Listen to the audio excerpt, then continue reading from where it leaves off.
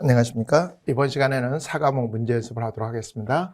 여러분 4과목 같은 경우에는 디지털 마케팅이라고 하는 제목으로 이제 시험이 이제 이루어져 있는데 점수로는 이제 20점입니다. 그렇긴 한데 여러분 기본서 내용이 그렇게 많지 않습니다. 어린이들을 위한 금융 리터러시 교육이라든지 그다음 포용에 관련된 부분들 이런 마케팅에 관한, 그리고 최근에 과거 우리가 MZ세대에서 알파 세대가 등장했죠.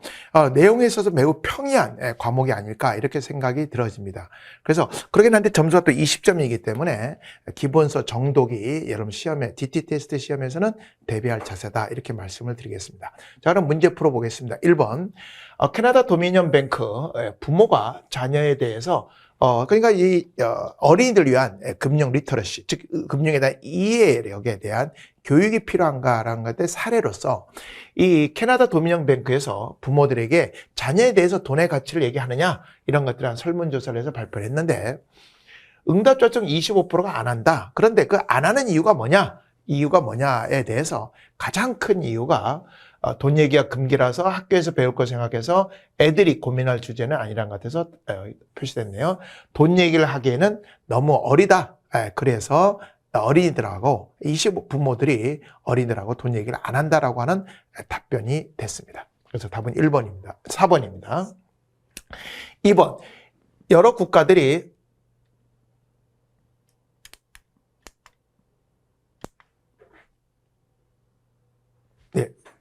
다시 할게요. 이게 지금 답이 체크가 자꾸 돼버리네요.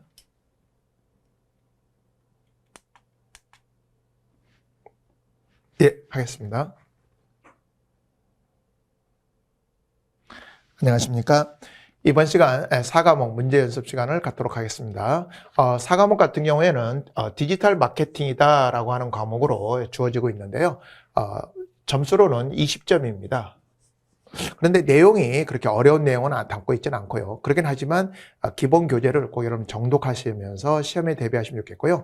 어린이들을 위한 금융 이해력, 즉 리터러시 교육에 관한 얘기들, 그 다음에 MZ세대를 넘어서 알파 세대로 가는 이런 것들, 그리고 이제 그러한 것들이 왜 필요한가, 앞으로 미래의 소비 주층이겠죠. 그리고 이제 그런 것들에 앞장서는 은행들의 모습, 그 다음에 포용성 등으로 인해서 좀 심파일러 이런 데를 위해서 어떤 변화들이 있는가 이런 것들을 담은 게 4과목이다라는 말씀을 드리면서 문제 연습을 가도록 하겠습니다. 1번 캐나다 도미니언 뱅크에서는 부모 자녀에 대한 돈의 가치 교육 설문조사를 발표했다. 응답자 중 25%는 자녀와 돈에 관해 대해서는 얘기를 하지 않는다라고 하는 거예요. 그러면 왜 돈에 관해 대해서 얘기를 하지 않느냐라고 물어보니까 가장 큰 이유가 뭐냐? 돈 얘기가 금기라서 학교에서 배울 것을 생각해서 애들이 고민할 주제는 아닌 것 같아서 정답은 돈 얘기를 하기에는 너무 어리다라고 하는 답변이 60%에 육박해서 자녀들하고는 하지 않는다라는 보고서가 나왔습니다. 이해하시고요. 2번 여러 국가들이 어린이를 위한 금융 리터러시 교육과 관련이 가장 적은 것은 했는데요. 어린이들을 위한 금융교육 리터러시와 관련된 거. 대표적으로 이제 스마트 버디라고 해서 어린이들에게 스마트 시계죠. 스마트워치를 지급해서 어린이들로 하여금 저축을 향상한 사례가 있었고요. 토킹센터 마찬가지입니다. 온 가족이 돈에 대해서 같이 얘기하는 거. 요 세컨드 라이프는요. 메타버스와 관련해서 별도의 어떤 나온 거지 어린이를 위한 리터러시 교육과 관련된 게 아닙니다. 답은 3번. 머니 센스 포 유어 차일드도 마찬가지 사례입니다. 알파 세대에 관한 다음 설명 중 적절치 않은 것은 여러분 우리가 20세기 이전에 보면 전통적인 우리 베이붐 세대가 있었고요. 그 다음에 X세대가 있었고 그 다음에 밀레니엄 세대, G세대 이걸 합쳐서 MZ세대라고 하죠. 그러다 보니까 이 MZ세대 우리가 이제 우리가 보통 알고는 로마 알파벳에서 가장 나중인 G세대가 끝나버렸어요. 그래서 2010년 이후에 태어난 세대를 로마의 알파벳 대신에 그리스 알파벳의 시작인 알파. 그래서 알파로 시작하는 이 알파 세대가 등장을 하게 됩니다. 그래서 알파 세대에 대한 설명 중 디지털 세대만을 경험한 최초의 세대다. 그러니까 디지털만을 경험한 거죠. 맞고요. 오스트리아 사회학자 마크 맥클리는 2005년에 처음 인용한 단어로서 2010년부터 2025년 사이에 출생한, 그러니까 지금 출생한 아이들을 알파 세대라고 얘기했고, 태어나자마자 디지털만 경험하는 거죠. 그렇죠? MZ 세대들은 태어나자마자 경험한 건 아니었거든요. 좀 지나서 경험한 거예요. 그리고 유리 세대라고 부르고요. 주체적인 사회 의식이 강하고요. 포용성과 스토리가 있는 콘텐츠를 좋아합니다. 뭐 포켓몬빵에 광풍 보는 거 보십시오. 스토리가 있게 되면 광풍이 부는 거죠. 뭐 최근에도 보면 이제 뭐 마트 같은 데서도 보면 포켓몬 게임 하라고 이제 거기 가는 것들을 더 많이 볼 수 있지 않습니까? 뭐 쇼핑 고객들은 없고 다 그쪽만 사람들이 몰린 것을 알 수 있죠. 네거티브 임팩트를 중시하는 브랜드를 선호한 것으로 예측한다가 아니라 네거티브가 아니라 좀 더 파지티브한 임팩트, 영향력이 있는 그런 브랜드를 선호한 것으로 보고되고 있습니다. 틀렸네요. 답은 4번. 2015년 출시된 스웨덴 네오뱅크 괄호는 유아 청소년을 위한 금융교육 앱으로서 아이들에게 예산 수립, 저축, 투자 같은 기본 개념을 가르친다. 괄호 안에 들어가. 이 스웨덴 대표적인 우리가 네오뱅크라는 건 뭡니까? 은행 라이센스 없이도 여러 가지 금융에 관련된 이런 것들을 제공하는 대표적인 우리가 은행들, 기업들, IT 기업들을 네오뱅크라고 하고 있죠. 그래서 이 어린이들 위한 금융 리터러시를 이렇게 향상시키기 위한 이러한 대표적인 앱이 기미입니다. 기미. 그래서 짐이라고 하는 것을 좀 알아두시면 좋겠고요.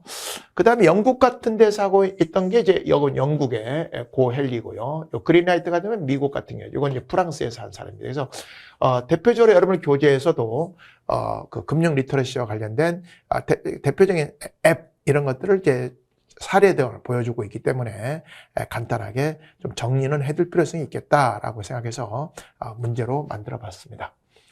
5번.